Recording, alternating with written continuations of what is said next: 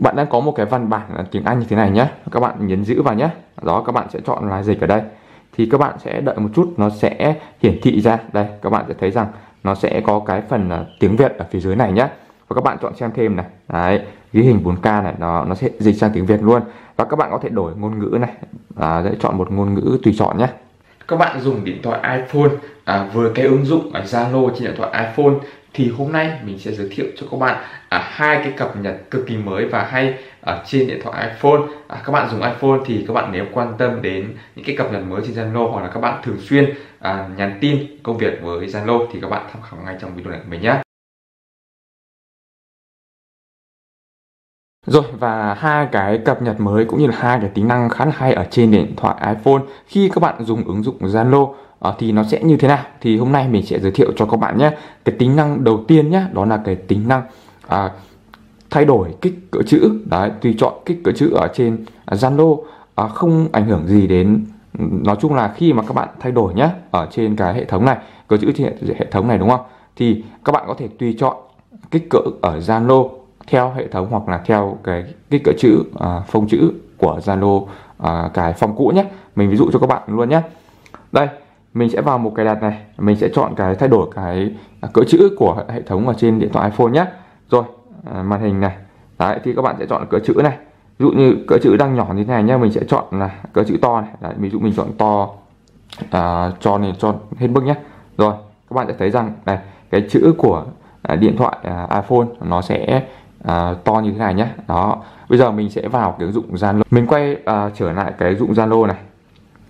Đây, mình vào Zalo này, thì Zalo nó cũng thay đổi theo nhé. Đó, thì để mà các bạn dùng Zalo nó không ảnh hưởng gì đến cái phông chữ của hệ thống, thì các bạn sử dụng cài đặt như sau nhé.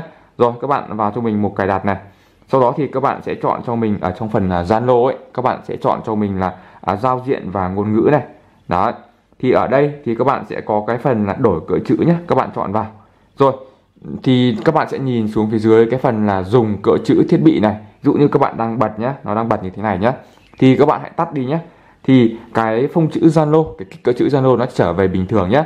Đó, thì nó sẽ không ảnh hưởng gì đến cái cỡ chữ của thiết bị nhé. Đấy, đây các bạn sẽ thấy rằng nhé, mình đang bật cái phông chữ ở trên hệ thống nó là cái loại cỡ chữ to nhé. Thì bây giờ các bạn sẽ thấy rằng mình sẽ trở về hệ thống này. Đấy, chữ nó vẫn đang to như bình thường nhé. Đấy, thì về Zalo nhé, chữ nó nhỏ nhé, đó, chữ nó nhỏ này. Đấy, các bạn thấy chưa? Thì các bạn sẽ dùng cái tính năng đó là đây này, giao diện và ngôn ngữ này. Đó, thì các bạn chỉ cần bật lại thì cái cỡ chữ nó sẽ to trở lại lập tức nha. Còn nếu các bạn muốn không ảnh hưởng gì đến cỡ chữ của Zalo khi mà các bạn thay đổi cỡ chữ của hệ thống ấy, thì các bạn chọn tắt cái này đi là các bạn sẽ thấy rằng đấy, cái cỡ chữ nó sẽ như bình thường nhá. Rồi cái tính năng thứ hai đó là cái tính năng dịch ngôn ngữ. Đấy, tính năng này thì rất là mới, các bạn có thể dịch được rất nhiều cái ngôn ngữ ở trên Zalo. Đấy, thì các bạn sẽ thấy rằng ví dụ như mình đang có một cái văn bản tiếng Anh ở đây nhé. Đấy, thì các bạn nhấn giữ vào này. Đấy, các bạn sẽ chọn là dịch này. Thì các bạn sẽ đợi một chút thì nó sẽ hiển thị ra cho các bạn cái bản dịch. Đấy, đây, tuy là như này các bạn lại nhấn tiếp một lần nữa nhé. Đấy, rồi lần thứ hai thì nó sẽ được nhé. Đấy, thì các bạn sẽ thấy rằng đây, các bạn đợi một chút này, các bạn chọn dịch này, các bạn nhấn dịch nhé, khoảng một vài lần, đấy, khoảng 2 lần. Nhiều khi nó bị lỗi một chút thôi, bởi vì cái tính năng này là tính năng mới mà.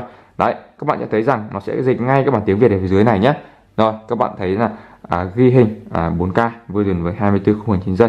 Đấy, ở trên này là bản tiếng Anh này, ở dưới này là bản tiếng Việt nhé.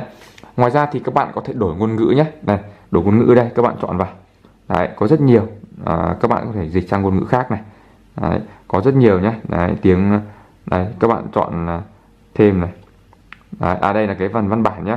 Đấy, thay đổi ngôn ngữ này. Đấy, các bạn chọn vào. Ví dụ như mình sẽ chọn là tiếng Nhật chẳng hạn nhé. Đấy, các bạn chọn là ok. Đấy, nó sẽ chuyển sang tiếng Nhật cho các bạn ở đây.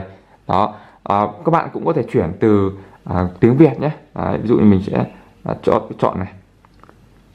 Đây, các bạn sẽ chọn, mình sẽ chọn tiếng Việt này. Đấy, dịch ở đây nhá. Rồi, mình sẽ chọn là dịch nhá. Đấy, các bạn chọn dịch này. Nó cũng tương tự như cái thao tác ở cái phần tiếng Anh sang thôi. Đây, thì các bạn sẽ thấy rằng ở phía dưới này nó sẽ là cái bản tiếng Anh nhé. Nó sẽ dịch cho các bạn cái hệ thống mặc định dịch là từ tiếng Anh sang tiếng Việt, hoặc là từ tiếng Việt sang tiếng Anh, tức là cái ngôn ngữ phổ thông ấy. Đó, từ Anh sang Việt và Việt sang Anh. Đấy, thì các bạn có thể chọn nhé. Đây, đầu tiên mình vừa chọn một đoạn tiếng Việt này, mình paste đoạn tiếng Việt và mình dịch sang tiếng Anh. Đấy, các bạn thấy rằng ở dưới này là cái bản tiếng Anh nhé. Và tương tự các bạn cũng có thể đổi các cái ngôn ngữ sang từ cái tiếng đó sang một cái ngôn ngữ khác ở đây. Đấy, rất là hay nhé. Thì các bạn nào dùng iPhone thì các bạn có thể áp dụng cái tính năng của Zalo này nhé, cực kỳ hay luôn. Với hai cái cập nhật mà mình vừa nêu chỉ ứng dụng Zalo đối với những bạn nào dùng điện thoại iPhone thì hy vọng sẽ giúp ích cho các bạn rất nhiều trong công việc cũng như là các bạn trong quá trình sử dụng nhé. Nếu các bạn thấy hướng dẫn của mình hay, những cái nêu cập nhật trên Zalo của mình vừa rồi hay thì các bạn ủng hộ mình bằng nút đăng ký kênh, nhấn chuông thông báo để không bỏ lỡ các video mình ra hàng ngày nhé. Có câu hỏi nào thắc mắc các bạn comment phía dưới phần bình luận video giúp mình nhé.